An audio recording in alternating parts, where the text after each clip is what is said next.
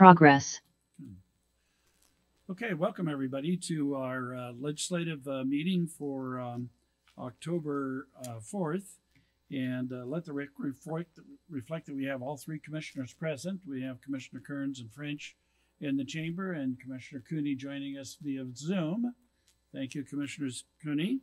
So because she's participating remotely, I'm going to go ahead and chair the meeting to get us kicked off. And the first item of business is our open public forum. We do not have anybody that submitted anything in writing to be reviewed by the board. So I'm going to ask, is there anybody in the audience who'd like to provide any testimony during our open public forum? If so, please come forward, or if you're on either the phone or on Zoom, please raise your hand or let me know. Second call for anybody who wants to provide testimony.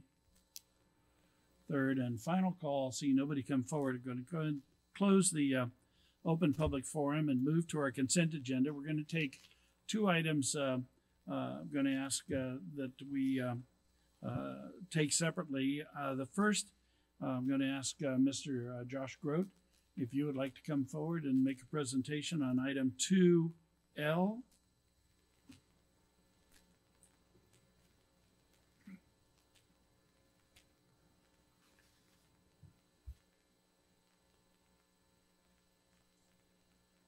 Let's try that.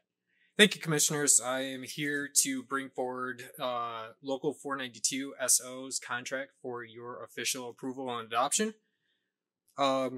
We are pleased to say that we're able to reach an agreement with this group. This is a relatively brand new bargaining group that is formed from the sheriff's local unions, Local 492 SP and Local 492 FC.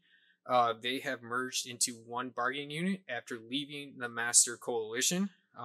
There was an agreement between the county and Council 2 to allow them to leave that contract and form their own bargaining unit. It comprised of the sheriff's support staff and the forensics unit, and there's a total of about 45 employees covered by this new agreement. We reached an agreement with this group on September 15th after 3 bargaining sessions with the group. We started on September 8th, and the membership overwhelmingly voted to approve the contract on September 28th. Next slide, please. So technically, this is a 5-year contract. It goes back to January 1st, 2021, but all manners of pay will begin upon your approval and move forward. You will see that the additional costs for the years are $102,000 for year 1, about $212,000 for year 2, $220,000 for year 3, and year 4 is $215,000. So this is scheduled to expire on December 31st of 2025. Next slide. So some of the employee benefits that came out of this contract was the additional holiday of Juneteenth beginning in 2023. They accepted the classification study and adopted it. And with that being said, we also gave them a 3% COLA upon your approval of this contract, and then 3% in 2023 and 3% in 2024. Ability to receive the increased wages made us able to retain and attract new candidates to the county. It's more of a market wage, especially nowadays. They received a one-time lump sum of $1,000 because they voted to approve it by September 30th. And they also received an additional 8 hours of PTO placed in their banks because of the approval. The one big difference between the two groups is that the support staff were on PTO, the forensic unit was on vacation. There was a decision made internally to move everyone to PTO, and so they will be making that switch for all forensic unit employees. And then the final thing was there were 2 separate ways of longevity being done between the two groups. They have moved to a longevity that is uniform and consistent with the sheriff's office, and so that helps everyone over there. Next slide, please. So The other changes within the contract that we were able to negotiate are similar to other contracts across the entire county over the last year and a half. We were able to negotiate new healthcare language that provide us flexibility to make changes if need to be during the life of this contract, but still maintain the adequate coverage and some cost containments for the employees. Ability to introduce lag or normal payroll system during the term of this contract. Exempt employees no longer will be eligible to earn overtime as of January 1st, 2023. New grievance liability language that's similar to other groups going 6 months back. This language is there to encourage the union and the employees to resolve issues as soon as possible. Other areas of cleanup and increased efficiency, including scheduling, work schedules, the ability to make changes with a smaller advance notice period, which will help our operations within the sheriff's office. Change the reclassification process. Previously, that had been an employee and union-driven process. This is now a county and department and HR process. And once again, the county now has the ability to offer market competitive wages to retain our employees and to attract new candidates. So those are some of the major aspects of this new agreement. I really want to give a shout out to the bargaining group. They were easy to work with, they were flexible, and I really appreciate it. So, thank you, sir. Any questions for Mr. Grote? Mr. Cooney? Well, and so just for the record, this is another one of the union contract negotiations that happened under the new transparency resolution. So it was done in the open public. So what you have displayed here was all of the items the public could have watched as we negotiated these elements out with the union. Is that right? All of the proposals and meeting minutes were posted online for the public and our employees to keep track of, and so they understood what was going on. I just want to say thank you to yourself for your leadership in this area, and also to the union, not only the leadership of the union, but the rank and file to be able to come to terms with this agreement and allow us to move on. So as I recall, I think about 2/3 of the employees now in the county have renegotiated contracts and are being able to move forward.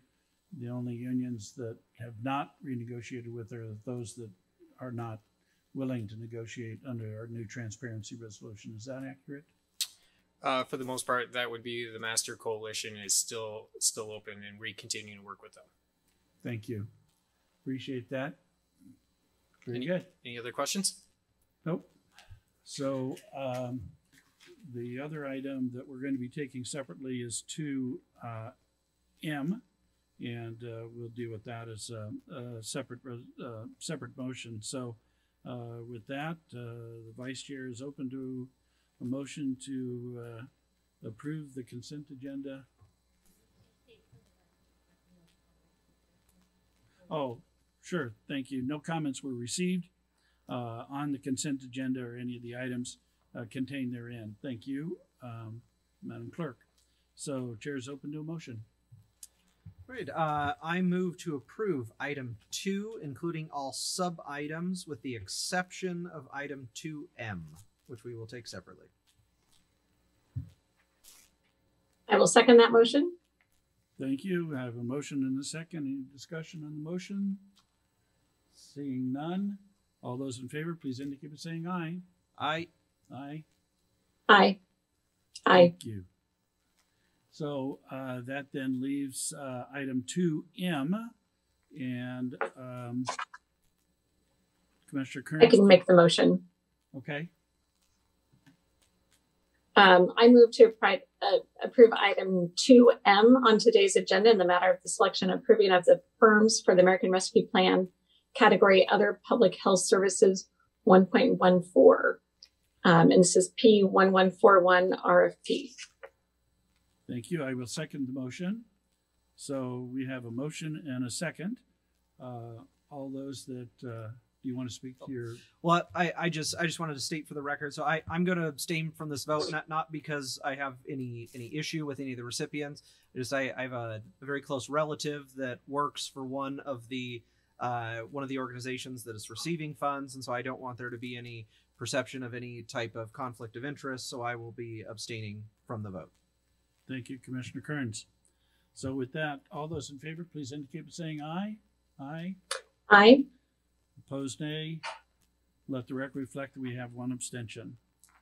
That then gets us to our public hearing items, and these are items that are adjustments to the general fund budget, as well as other budgets for the county. And so I am not going to read all of the items because I have a life. It is a public document and it is published for the community. So I will open up a public hearing for anybody who would like to provide any testimony on public hearing item number 3A, which deals with budget adjustments for the general fund and other funds as presented in today's agenda. Second call for anybody who wants to provide testimony on items 3A. Third and final call, and for the record, we do not have anybody either by phone or on Zoom that's expressed a desire to comment. And we did not have any written comments on this item. Is that right, Madam Clerk? Yeah. All right. So that I will close the public hearing and look to my fellow commissioners for direction. I move to approve public hearing item number 3A as presented on today's agenda. I will second the motion. Okay, I've got a motion and a second to approve item 3A, which calls for adjustments to the general fund as well as other funds as presented in today's agenda. All those in favor, please indicate by saying aye. Aye. Aye. Aye. Those opposed? Aye. Nay. The ayes have it. Thank you. And so that completes all of the business coming before the board. We do have a continuation from yesterday's meeting. And are we going to require an executive session to deal with that? And how long do you anticipate the executive?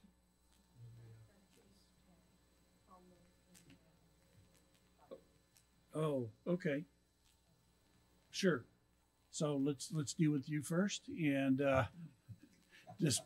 dispense with parks, and then we'll move into the executive session. So what do you got for us, Mr. Chase?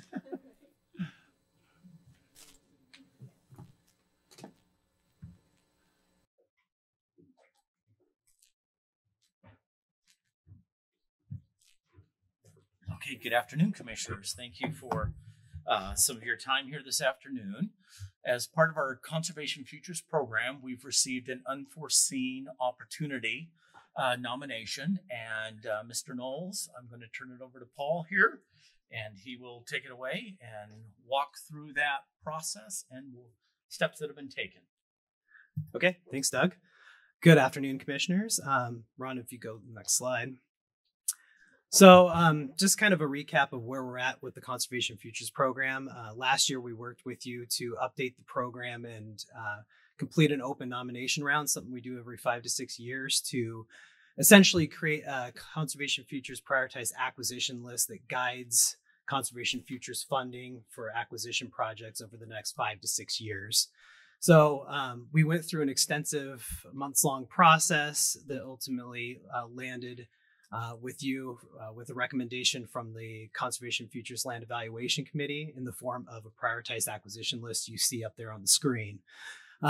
Since that time, the board approved this recommended list back in December of last year, and we've been working through it and have successfully funded the top 2 properties on that list, including a 118-acre addition to Palisades Park that is now owned by the City of Spokane Parks and Recreation Department, and most recently a 54-acre addition to Saltese Uplands Conservation Area that's now owned and managed by Spokane County Parks. So the current number one ranked property there is now Antoine Peak 01-21, which would be a 188 acre addition to Antoine Peak Conservation Area. Next slide, please.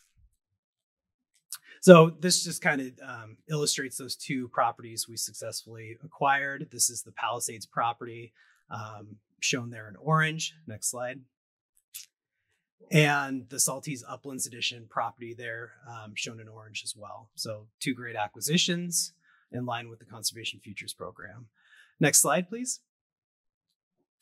So the program allows for nominations to be received outside of that typical 5 to 6 year open nomination round.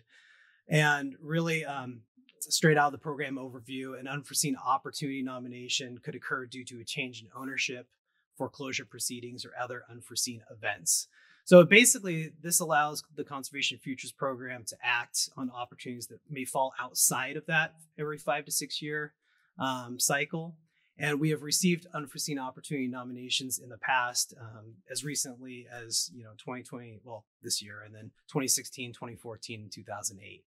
And there's a high bar established for an unforeseen opportunity nomination to be successful. So essentially, it needs to be scored and evaluated and ranked higher than the current top ranked property on the list in order to be potentially added to the list. Next slide, please.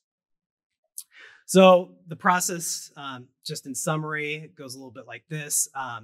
Basically, when we receive an unforeseen opportunity nomination, the Land Evaluation Committee completes a review of the request and votes yes to move forward, or some cases no, and then the process would end right there. If they vote yes, the nomination would be evaluated against the highest ranked property on the current list, and consistent with the evaluation process established in the most recent open nomination round. Next slide, please. And then basically, when an unforeseen opportunity nomination has been evaluated and ranked higher than the current top ranked property on the list, the committee may recommend to the board that the list be amended to add the unforeseen opportunity nomination as the number one ranked property on that list. Board then considers that recommendation, and if approved, the staff would then initiate the acquisition process, starting with appraisals. Depending on how much funding is available in the Conservation Futures Fund and what we anticipate to get in revenue, either by grants or the property tax levy, we may be able to pursue several top-ranked properties at the same time. Next slide, please.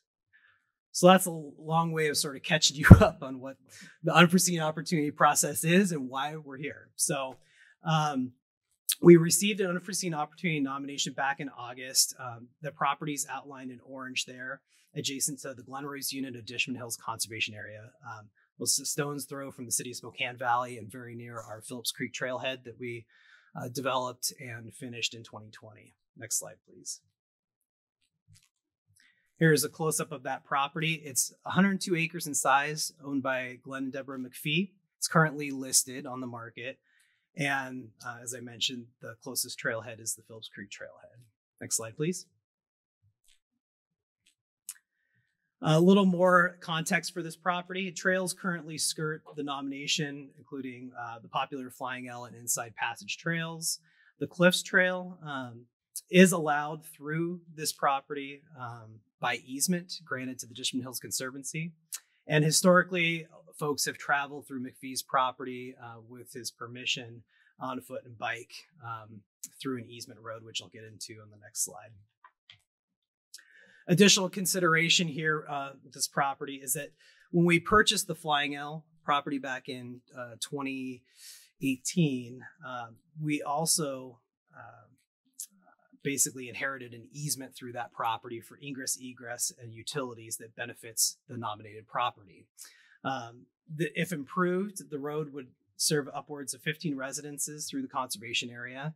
Obviously, there may be some impacts to the visitor experience, but also operational impacts because now you're having private cars running through the conservation area, and also a neighborhood that's surrounded on three sides by public lands. So next slide, please.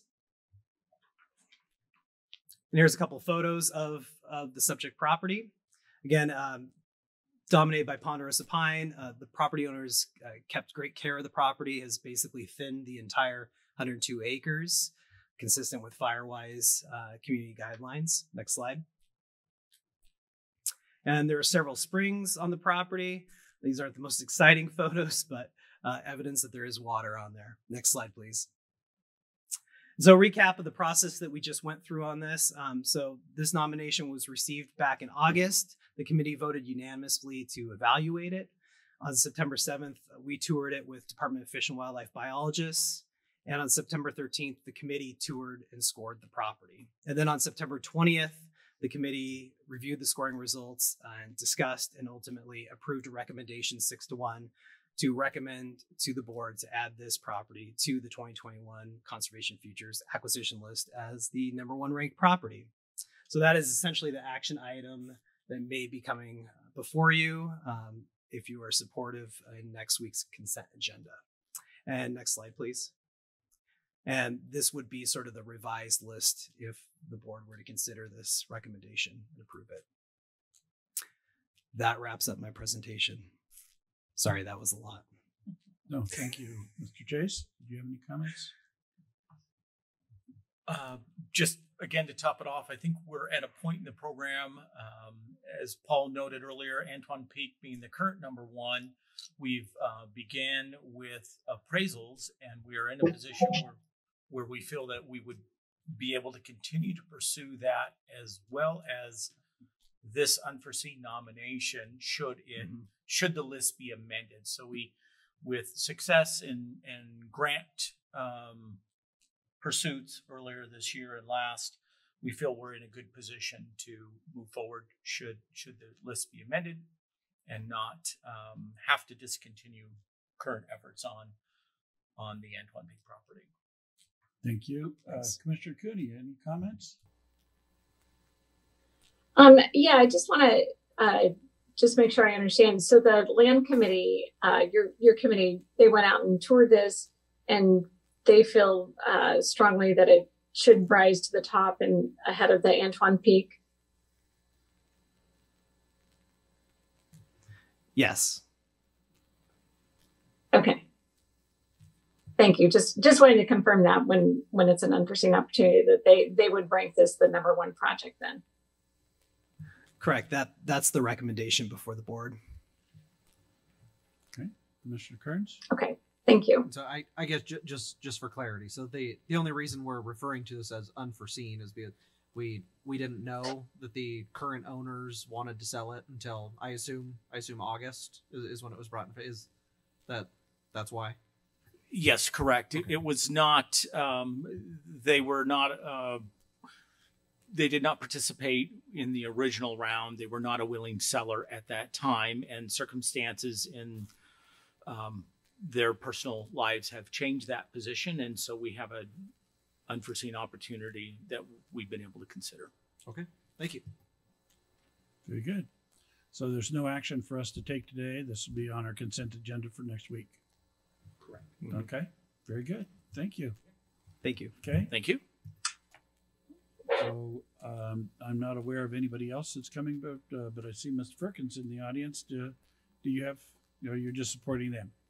Okay, very good. So now we. And for the record, Commissioner Cooney, is it okay if we use your stamp for the documents today? Yes, please. Thank you. So now we're going to go into executive session for the purposes of discussing pending or potential litigation. And I'm assuming it's going to include yourself as our attorney, the Board of County Commissioners, and our executive management staff. Correct. And Dale Anderson and Chris Davis with our office. very good. And how long do you anticipate us being in executive session? 20 minutes. 20 minutes. And do you anticipate that we will take an action after the end of the executive session? The anticipation is yes. Okay.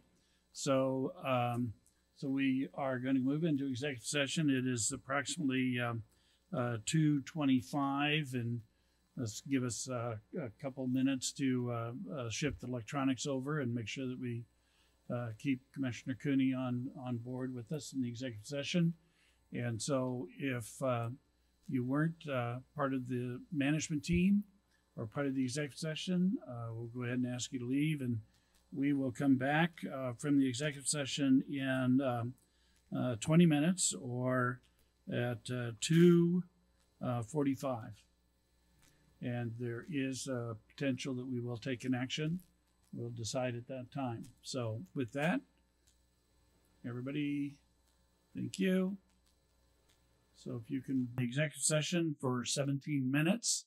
So now look to my fellow commissioners for direction.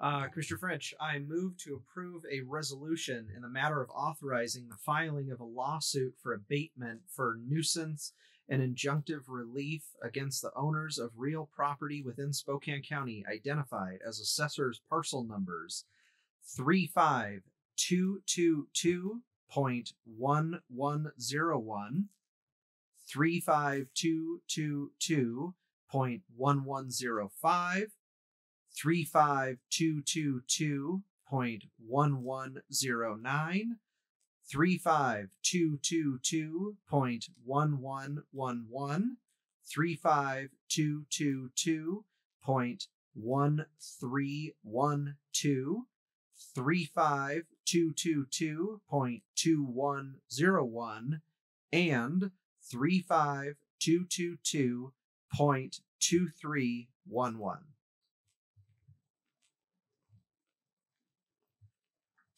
I will second the motion. Okay, I've got a motion and a second. Any discussion? So I do believe I do have to open this up to the public. So I will open it up to the public for anybody who would like to provide any testimony on the resolution that has been read into the record. Is there anybody online? Second call for anybody who wants to provide testimony. Third and final call. Seeing nobody come to the microphone, I am going to close public testimony. And Commissioner Cooney. I just want to get clarity that this is then helping to provide clarity that this will take this to a judge to support the action by the sheriff. I just want to make sure I get clarity on that.